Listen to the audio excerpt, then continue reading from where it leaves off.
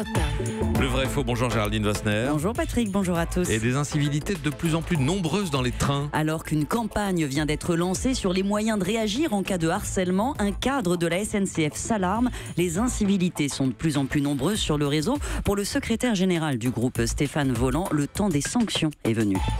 Cette année, à la SNCF, c'est 87 000 incivilités qui ont été relevées, une augmentation de 40%, et donc on va déclarer la guerre.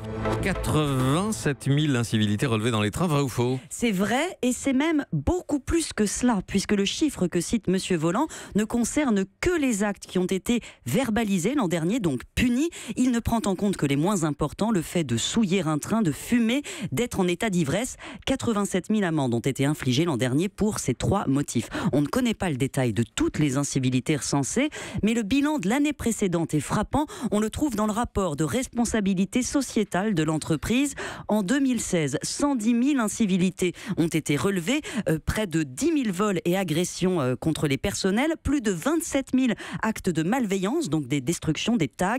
En tout, 150 000 incidents, près de 400 par jour. Et ça ne reflète qu'une partie de la réalité, puisque pour que ces faits soient comptés, il faut soit que les agents les inscrivent dans un logiciel, soit que les voyageurs eux-mêmes les rapportent. Et ils commencent à le faire via une application spéciale, le 3117. Ces incivilités, elles ont des conséquences en termes de retard, de coûts, Géraldine? Oui, en termes de coûts, la SNCF consacre plus de 400 millions par an aux dépenses de sécurité.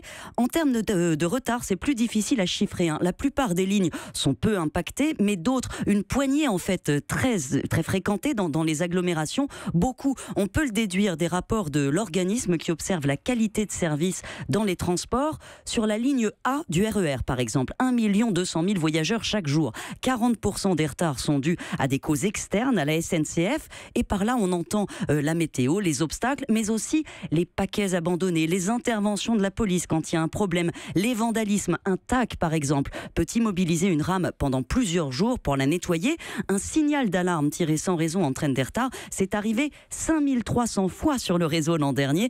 20% des retards sur cette ligne A du RER sont dus à ces incivilités. Alors bien sûr, résoudre ces problèmes ne réglera pas la question. La grande majorité des retards sont dus au sous-investissement sur le réseau, mais ils contribuent à gâcher le quotidien, d'où ce changement récent de ligne à la SNCF qui commence, après une longue phase de déni, à appliquer des sanctions. Merci à vous, Géraldine Wassner.